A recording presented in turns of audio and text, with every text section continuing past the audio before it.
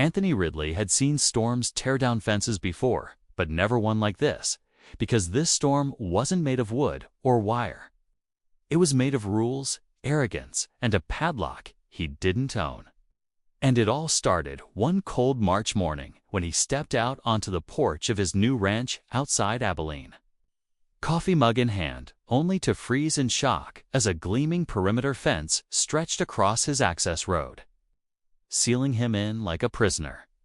At the center stood a steel gate with a heavy lock and a sign that read, "Property Access Managed by the Lakeside Meadows Homeowners Association."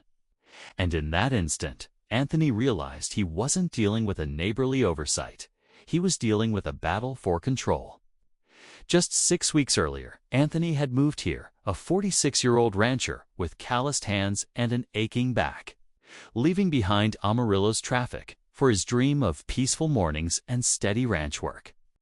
But now his cattle stood penned in like zoo animals, cut off from the creek that supplied their water, all because of one woman, Marjorie Kane, the HOA president, a woman known for her sharp suits, sharper heels, and reputation for never losing a fight. When Anthony demanded an explanation, she appeared in a spotless silver SUV, sunglasses perched high, clipboard under her arm, and with a smile as thin as barbed wire told him his fencing didn't meet community standards. So until he replaced it with one she approved, he would remain locked in. Then she clicked the padlock, drove off, and left him standing in the dust. That night, Anthony sat at his kitchen table with his neighbor, Glenn Porter, a retired trucker who'd lived here 20 years. And when Glenn warned him Marjorie would make his life miserable unless he played by her rules, Anthony shook his head and said firmly, "I didn't move out here to get pushed around by a committee." And from that moment, he decided he would fight back, even if he didn't yet know how far the battle would go. Within days, Anthony found himself at his first HOA, meeting a room filled with coffee, old carpet, and nervous neighbors where Marjorie presided like a queen in a navy blazer calling him out before the crowd for his non-compliant fence. But when Anthony pointed out that 3 other homes had mismatched fencing with no padlocked gates, the room grew tense. Neighbors shifted in their seats, and Marjorie's smile faltered for the first time. Yet she doubled down, threatening fines, legal action, and endless pressure until he caved. The notices came daily, each envelope stamped with HOA Compliance Office, each one escalating the fines first $50 a day, then $100 claiming his fence caused a visual inconsistency detrimental to community appeal. Words so absurd, Anthony laughed aloud in his kitchen and muttered, "I'm raising cattle, not hosting weddings." The harassment only grew worse. Neighbors whispered support but avoided eye contact. And Anthony realized this wasn't just about fencing, it was about control, fear, and one woman's need to dominate the entire neighborhood. When mediation failed because the HOA's idea of compromise was nothing more than giving him a discount to do exactly what they demand, and Anthony reached a breaking point after finding the creek, fully blocked his cattle restless and thirsty, and even after begging for access, the HOA coldly told him the rules are the rules, showing just how far they were willing to go. He hauled water tanks by hand, exhausting himself just to keep his herd alive. And still Marjorie sent more letters, even claiming his tilted tank was a safety hazard, and ordering its removal, proving this was personal. Then came the twist. One morning, Anthony saw a for sale sign on the small half-acre strip of land containing the locked gate, a parcel separate from both his ranch and the HOA's main holdings. And in that instant, he realized that whoever owned that strip controlled everything. So if he could quietly buy it, he'd turn the tables completely.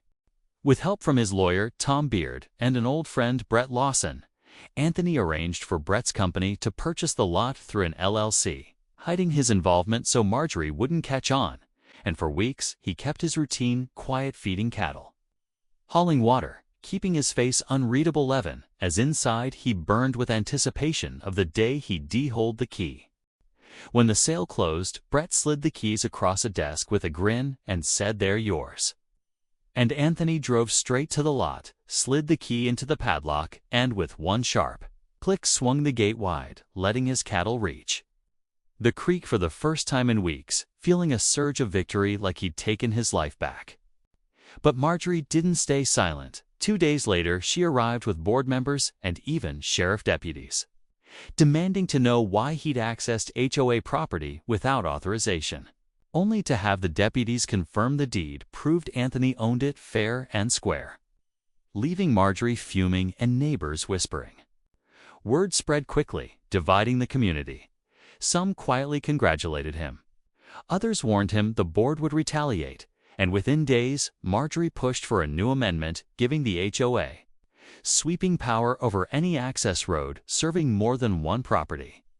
A rule written with Anthony's name all over it. But neighbors began speaking up, emboldened by his defiance. And even local papers and radio stations picked up the story, turning his private war into a public showdown. At the annual community barbecue, Anthony and Marjorie finally faced off in front of everyone. She warned him to consider the long-term consequences of this publicity, but he looked her dead in the eye and said, "You chose the lock, not me," drawing cheers from those nearby and cracks in her once uncheckable authority.